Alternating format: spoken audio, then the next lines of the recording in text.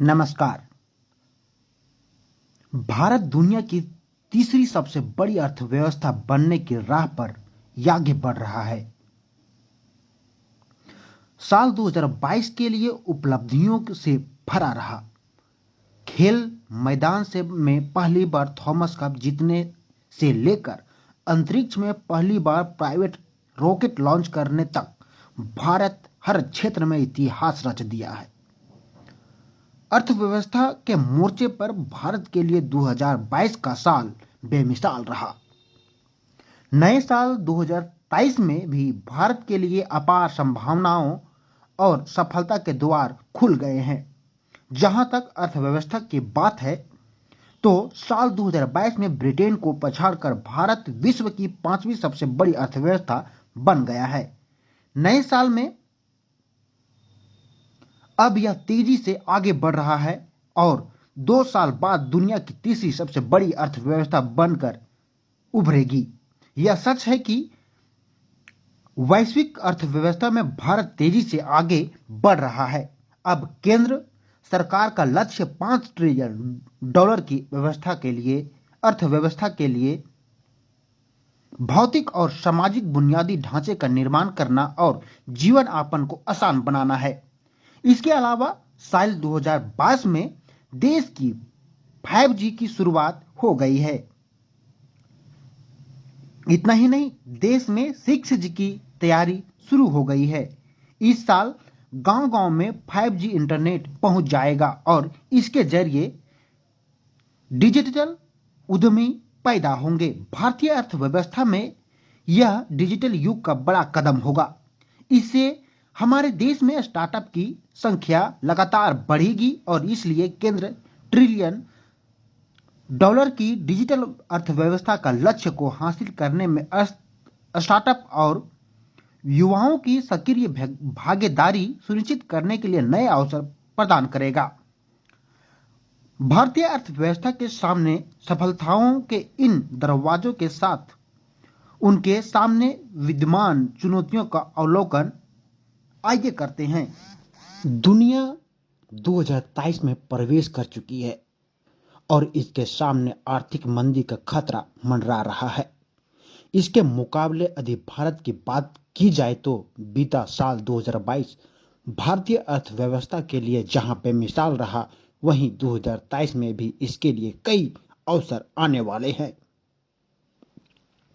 एक तरफ पश्चिमी देश भयंकर मंदी की ओर जा रहे हैं तो दूसरी तरफ 2022 में अपने तरक्की के उम्मीद पैदा करने वाला भारत के लिए अपनी विकास दर को बनाए रखा पाना मुश्किल जरूर होगा, लेकिन मोदी सरकार की आर्थिक नीतियों के कारण असंभव नहीं लग रहा है। कुछ अर्थशास्त्रियों का कहना है कि 2023 में वैश्विक विकास दर के लिए दुनिया की नजर भारत की ओर होगी और विश्व बैंक में भी बेहद आर्थिक गतिविधियों के चलते भारत के जीडीपी अनुमान को संशोधित कर 6.9% कर दिया है। लेकिन ऐसा नहीं है कि एशिया की तीसरी सबसे बड़ी अर्थव्यवस्था वैश्विक मंदी में असर से अछूता है। हालांकि अभी भी भारत में घरेलू उपयोग ने अर्थव्यवस्था को बड़ा सहारा दिया है। मोदी सरकार ने दो मंत्रों वोकल फॉर लोकल और आत्मनिर्भर भारत ने भारतीय अर्थव्यवस्था को ऐसा आधार प्रदान किया है कि जिससे दुनिया की निगाहें खुल गई है। भारतीय रिजर्व बैंक में हाल ही में अर्थव्यवस्था की हालात पर एक रिपोर्ट जारी करते हुए कहा था कि खतरे का संतुलन लगातार गहराते वैश्विक संकट की ओर झुकता जा रहा है और उभरती बाजार अर्थव्यवस्था इसे लेकर बहुत संवेदनशील दिखाई देती है। लेकिन भारत के लिए स्थिति तेजी से अनुकूलता की तरफ बढ़ रहा है। यह सच है कि भारत का निर्यात पहले से कमजोर हालात की ओर जा रहा है और वैश्विक मंदी इसे कमजोर की ओर करेगा, जो देश के कुल जीडीपी के अकेले 20% का योगदान करता है। इंजीनियरिंग सामान, ज्वेलरी, टेक्सटाइल, फार्मास्यूटिकल्स वाले निर्यात सेक्टरों का इसका असर पड़ेगा। जो कि श्रम प्रधान उद्योग है। लेकिन इसके विपरीत विनिर्माण सेक्टर मसलन रियल एस्टेट, ढांचागत सुविधाएं और सेवा क्षेत्र में लगातार वृद्धि से भारत को बहुत अधिक चिंतित होने की जरूरत नहीं है।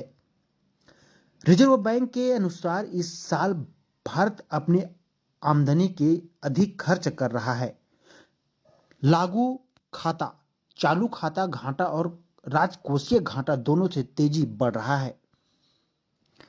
चिंता का बड़ा सबसे सबब बनते हुए है, लेकिन छोटे निवेशकों को गांव में दुनिया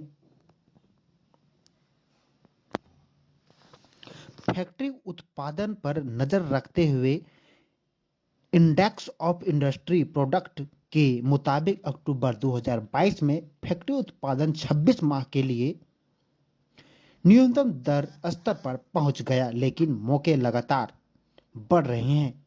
एक तरफ दुनिया के बाकी देश अपने सप्लाई चेन को चीन से अलग करने की कोशिश में है, दूसरी तरफ मोदी सरकार मुक्त व्यापार की तेजी लाने की कोशिश में है। ऐसे में भारत निजी क्षेत्र के बड़े निवेशकों को आकर्षक करने की स्थिति में है। यह भारतीय अर्थव्यवस्था के लिए बड़ी उपलब्धि है। इतना ही नहीं, परफॉर्मेशन इंडेक्स, इंसेंटिव जैसे मैन्युफैक्चरिंग योजना में सरकार अपनी रुचि दिखाई है। रिसर्च एंड आउटरीच ने अपने नवंबर रिपोर्ट में कहा गया है कि साल 2024 भारत के मैन्युफैक्चरिंग सेक्टर में उछाल आ सकता है। विशेषज्ञों का कहना है कि इसके बावजूद विकास दर को बढ़ाने के लिए सरकार को सार्वजनिक खर्च को बढ़ाने की जरूरत होगी। हालांकि हाल ही के एक रिपोर्ट में क्रेडिट सुई में कहा है कि सरकारी खर्च, कम आमदनी वाले नौकरियों में वृद्धि, सप्लाई चेन की बाधाओं को खत्म करने से महंगाई का असर और वैश्विक मंदी को आंशिक रूप से कम किया जा सकता है। भारतीय अर्थव्यवस्था की विशालता को देखते हुए ऐसा करना बहुत ही मुश्किल नहीं है। इसका यह भी कहना है कि भुगतान असंतुलन घाटे से कम करने की जरूरत है।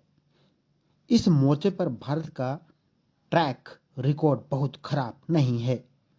भारत को ज्यादा से ज्यादा व्यापार समझौते के सहारे बढ़ते वैश्विक बाजार में अपनी पहुंच को बढ़ाने के लिए अपनी पूरी ताकत लगाने की जरूरत होगी, जो पीएम मोदी के आत्मनिर्भर भारत मंत्र ने पूरी होगी। वैसे भी G20 की अध्यक्षता के साथ भारत 2023 में वैश्विक पटल होगा। हालांकि चिंता की बात यह है कि वैश्विक मंदी के बीच पूरी दुनिया का संरक्षणवाद का भी बोलबाला रहने वाला है। अपने निर्यात को बढ़ाने और वैश्विक निवेशकों को आकर्षित करने की कोशिश के बीच भारत की बड़ी चतुराई से काम लेना होगा। यह एक बड़ी चुनौती साबित होगी। संयोग से यह वही साल है जिसके तुरंत बाद 2024 में आगामी आम चुनाव होने वाले हैं और प्रधानमंत्री नरेंद्र मोदी और उनकी पार्टी अपने तीसरे कार्यकाल के लिए चुनाव में उतरेंगी। ऐसे में फरवरी में जो आगामी पटल पेश किया जाता है, उसमें कुछ लोकप्रिय घोषणाओं की उम्मीद है। यह आम चुनाव से पहले अंतरिम बजट भी होगा, लेकिन समस्या यह है कि बढ़ते राजकोष घाटे के चलते सरकार के पास पैसा खर्च करने की क्षमता बहुत कम बची है। मोदी सरकार अपने आर्थिक नीतियों के शानदार प्रबंधन की मदद से इन जटिलताओं, राजनीतिक महत्वाकांक्षाओं में जैसे सामंजस्य बिठाती है, यह देखने की बात होगी।